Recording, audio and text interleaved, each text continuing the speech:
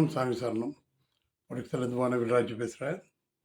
அதாவது இன்றைக்கி கலைத்துறையை பற்றி ஒரு சில வார்த்தைகள் பேசலான்ட்டு ஒரு எண்ணம். காரணம் என்னன்னு கேட்டால், ஒரு சிலர் அப்புறம் சாதனை படிச்சுக்கிட்டு இருக்கிறாங்க.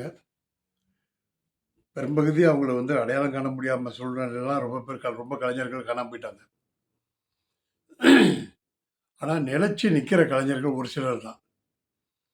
குறிப்பாக சொல்லப்போனால் இன்றைக்கி காமன்வெல்த் போட்டியில் முதல் தமிழ் பாட்டு படித்தது ரகுன்ற சுகிபுத்தன்னியம் பிறந்த ஒரு பாட்டு படித்த ரகு அவர்கள். அது மலேசியாவுக்கு கிடைச்ச பெருமை மட்டுமில்லை, மலேசியா இந்தியர்கள் கிடைச்ச பெருமைன்னு சொல்லணும். அதை அற்புதமாக அந்த இடத்துல பாட்டு படித்தார். அடுத்து என்னன்னு கேட்டால், இன்றைக்கி நம்ம அதாவது எத்தனையோ கலைஞர்கள் இருக்கிறாங்க. ஒரு சில காலங்கள் பிறகு அவங்களோட உடல்நிலை காரணமாகவும் வறுமையின் காரணமாகவும் இல்லை சூழ்நிலை காரணமாகவும் கலைத்துறையிலேருந்து விலகினவங்க ரொம்ப பேர். அதே நேரத்தில் கடைசி வரைக்கும் நான் போராடி போனவங்க ரொம்ப பேர். இதில் மதிப்புக்கும் மரியாதைக்குரிய ஒரு யாருன்னு கேட்டால் நம்ம டாக்கி நடராஜ் அவர்கள். அவர் என்னென்னு கேட்டால், ஆரம்ப காலத்தில் இதுவரைக்கும் தன் உழைப்பை நம்பினவர், இறைவனை நம்பினவர், கலைஞர்களை ஈர்க்கக்கூடிய தன்மை உள்ளவர். நான் ஒரு நிகழ்ச்சி ஏற்பாட்டாளர் முறையில் சொல்கிறேன்.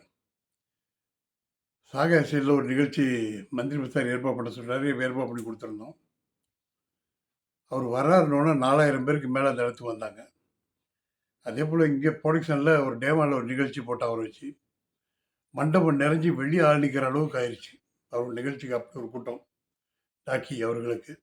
ஸோ அந்த நிகழ்ச்சியில் தான் அவருக்கு சாதனை கலைஞர்னு சொல்லி அங்கீகாரம் கொடுத்தது நம்ம இயக்கம். ஒரு அங்கீகாரம் கொடுத்தது.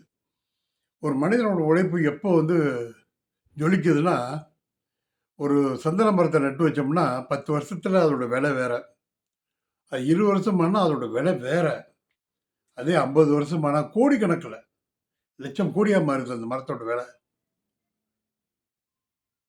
அதே போல் தேக்கு மரத்தை நட்டு வச்சு பாருங்க. தேக்கு மரம் 10 வருஷத்தில் ஒரு விலை, 30 வருஷத்தில் ஒரு விலை, 50 வருஷத்தில் கோடிக்கணக்கான விலைக்கு போகுது அந்த மரம்.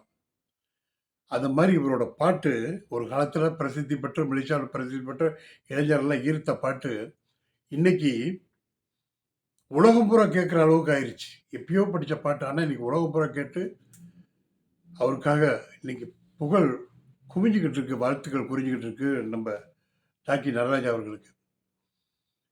ஏன்னா தன் உழைப்பை கைவிடலை, தன்னம்பிக்கை கைவிடலை, உழைப்பால் உயரும்னு நினைச்சாரு. இன்னைக்கு நல்ல நிலையில் இருக்கிறாரு. இன்னைக்கு புகழ் உச்சியில் இருக்கிறாரு. மேலும் மேலும் அவர் புகழ் அடையணும், உடல் ஆரோக்கியத்தோடு இருக்கணும், மன மகிழ்ச்சியோடு இருக்கணும். அவருக்கு மேலும் புகழ் ஓங்கி நிற்கணும்ன்ட்டு நான் அகிலாண்டு பிரம்மாண்ட நாயகனை பிரார்த்தனை பண்ணுறேன். அதே போல் மற்ற கலைஞர்களும், இன்றைக்கி எத்தனையோ கலைஞர்கள் இருக்காங்க. சில துக்கமான செய்திகள்லாம் வருது பல காரணங்களுக்காக, வேண்டாம். அதாவது நதி மூலம் ரிஷி மூலம் பார்க்க வேண்டாம்னு சொல்லுவாங்க. அதே போல் கலைஞர்களை திரும்பி அவங்க பின்னால் போய் தேட வேண்டாம். அவங்க திறமையாக செஞ்சாங்களே, அதுக்கு நம்ம வாழ்த்து சொல்லிட்டு போவோம். அந்த வகையில் திரு டாக்கி நடராஜ் அவர்களுக்கு நம்ம மனசார வாழ்த்து சொல்கிறோம். இன்றைக்கி டிஹெச் ராகா மாறன், கவி மாறன் இன்றைக்கி எவ்வளோ பெரிய சாதனை பண்ணியிருக்காரு. எத்தனை ஆன்மீக படங்கள் எடுத்திருக்காரு, எத்தனை ஆன்மீக சொற்பொழிவு நடத்தியிருக்காரு, எத்தனை குழந்தைகளுக்கு பள்ளியில் போய் தன்பணைப்பு பேச்சு செஞ்சுருக்காரு. அந்த மாதிரி எத்தனை பேர் இருக்கிறாங்க சொல்லுங்கள். அற்புதமான மனிதர்கள் இன்னும் வாழ்ந்துக்கிட்டு இருக்காங்க நம்ம கூட. அவங்க எல்லாம் நோய் இல்லாமல் வாழணும். அதுக்காக அகிலாண்டகுடி பிரம்மாண்ட நாயகனை பிரார்த்தனை பண்ணுறேன். உன் சுவாமியை சன்னமையப்பா, சத்குரு நாதரே சன்னமையப்பா.